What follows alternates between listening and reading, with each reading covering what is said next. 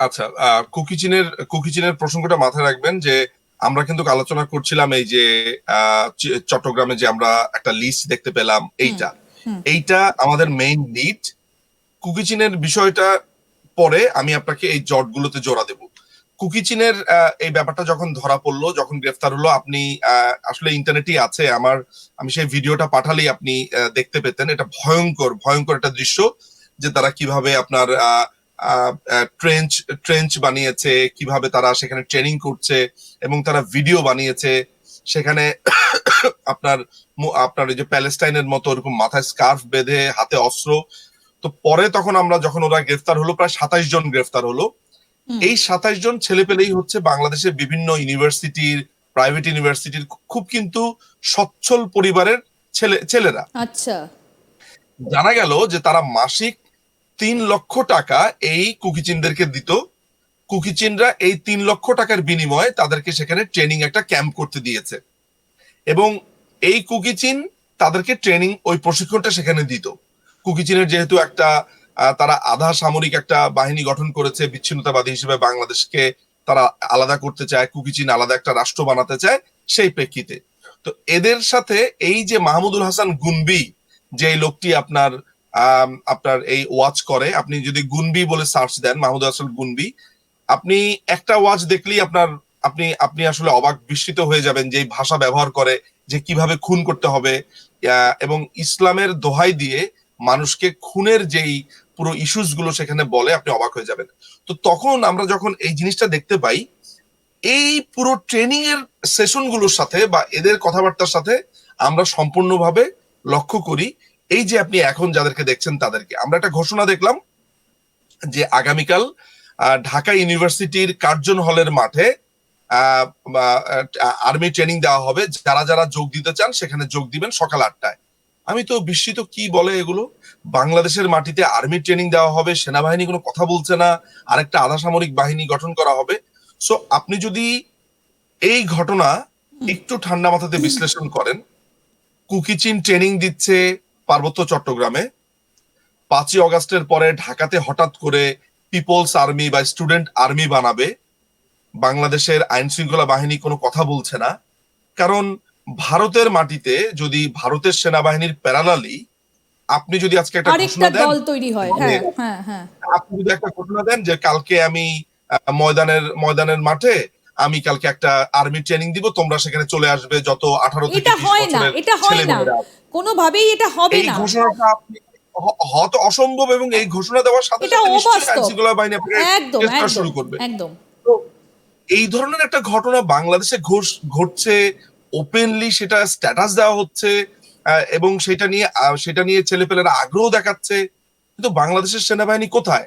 বাংলাদেশের মানে সেনাবাহিনী পুরোটাই আসলে তার মানে মূলত পাকিস্তানের অঙ্গুলি হেলনে, এবং তারা যা চাইছে সেটা করছেন। একটা ছবি দেখাই আপনাদের, দর্শক বন্ধুদের একটা ছবি দেখাই, আসুন। তাহলেই যে এতক্ষণ ধরে নিঝুমবাবু যেটা বিশ্লেষণ করছিলেন একদম পরিষ্কার হয়ে যাবে। আসুন সেই ছবিটা দেখাই, কার সঙ্গে কার বৈঠক হচ্ছে দেখুন। সার্জিস আলম, তার সঙ্গে বৈঠক হচ্ছে কার? পাকিস্তানের অ্যাম্বাসাডারের সঙ্গে। দেখুন এই সার্জিস আলম কে, ইনি কে, এবং এই যে পাকিস্তানের অ্যাম্বাসাডার ইনিই বাকে। এবার আমি নিঝুমবাবুর কাছে এই ছবিটা একটু জানতে চাইবো যে এই ছবিটার বিষয়ে যদি আমাদেরকে একটু বলেন যে এরা কারা এবং কি সম্পর্ক। এই এই ছবিতে ডান দিকে যিনি আছেন, কালো শার্ট বা কালো টি শার্ট, উপরে একটা ফ্লিজ, আহ, ঘিয়ে কালারের, এর নাম হচ্ছে, এই পাকিস্তানের অ্যাম্বাসেডর বাংলাদেশে নিযুক্ত, তার নাম হচ্ছে সৈয়দ মারুফ আহমেদ। এবং বাম দিকের যেই ছেলেটিকে দেখা যাচ্ছে পাঞ্জাবি গায়ে, তার নাম হচ্ছে সার্জিস আলম। সে আমাদের জানা মতে সে হিজবুত তাহরির একজন সক্রিয় সদস্য, এবং বাংলাদেশে যে 5ই অগস্ট জঙ্গি হামলা হয়েছে তার মধ্যে অন্যতম সমন্বয়ক বলে সে পরিচিত, আমরা তাকে এভাবেই চিনি।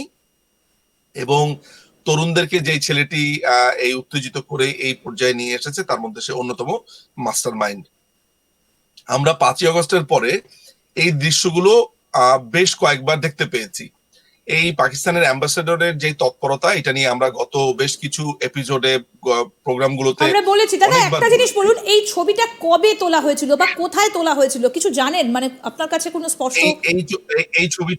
এই ছবিটা তোলা হয়েছে রাহাত ফতে আলী খান যখন বাংলাদেশে এই বিজয় দিবসের সময় যখন আপনার প্রোগ্রাম করতে এলো, তার পরবর্তী সময় এই ছবিটা আমরা পাই। এতে ধরে নেওয়া হয় যে এই প্রোগ্রামের পরে বা প্রোগ্রামের শুরুতে তার সাথে এই ছবিটা তোলা হয়েছে।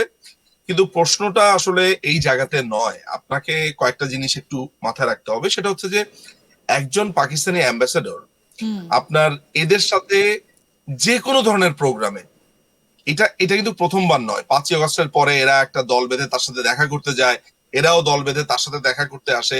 এই ধরনের সংবাদগুলো আমাদের কাছে প্রতিনিয়ত এসেছে। আমার কথা হচ্ছে, বাংলাদেশে নিযুক্ত একজন রাষ্ট্রদূত তিনি কেন বাংলাদেশের এমন ছেলেদের সাথে দেখা করছেন যাদের বিরুদ্ধে আপনার জঙ্গি হামলা, যাদের বিরুদ্ধে সহিংসতা তৈরি, যাদের বিরুদ্ধে এই ধরনের মানে অভিযোগ আছে। রাষ্ট্রদ্রোহিতার অভিযোগ আছে। রাইট।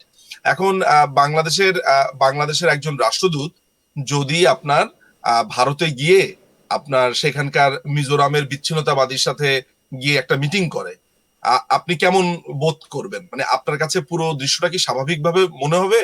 বা এখন যদি ধরেন রাশিয়াতে বা আমেরিকাতে এমন কোন একটা গোষ্ঠীর সাথে কোন একজন দেশের অ্যাম্বাসেডর গিয়ে দেখা করে যে রাষ্ট্রীয়ভাবে স্বীকৃত নয়, যে দলটি বা যাদেরকে অলরেডি খোঁজার কাজ চলছে, বা আল কায়দার সাথে যদি কেউ গিয়ে আফগানিস্তানে দেখা করে, তাহলে ব্যাপারটা ঠিক যেরকম হবে পাকিস্তানের ক্ষেত্রেও বা পাকিস্তানের অ্যাম্বাসেডারের ক্ষেত্রে ব্যাপারটা তা হয়েছে।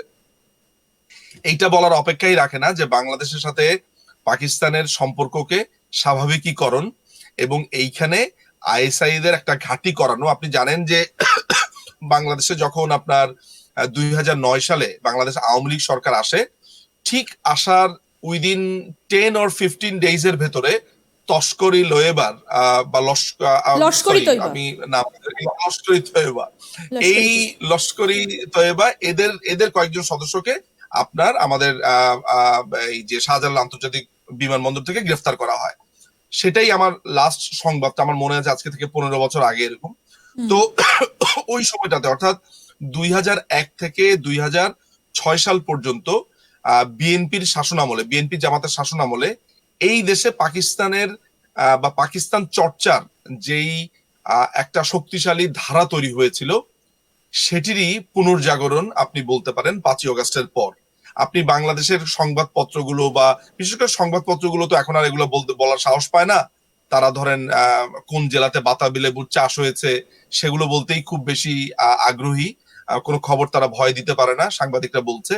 আপনি ফেসবুক, সামাজিক যোগাযোগ মাধ্যম, ইউটিউবে আপনি লক্ষ্য করলে দেখবেন যে পাকিস্তানের তৎপরতা এখন যেই পর্যায়ে পৌঁছেছে, এটা এত বেশি আশঙ্কাজনক যেখানে পরিষ্কারভাবে বাংলাদেশে আর্মির ট্রেনিং হচ্ছে,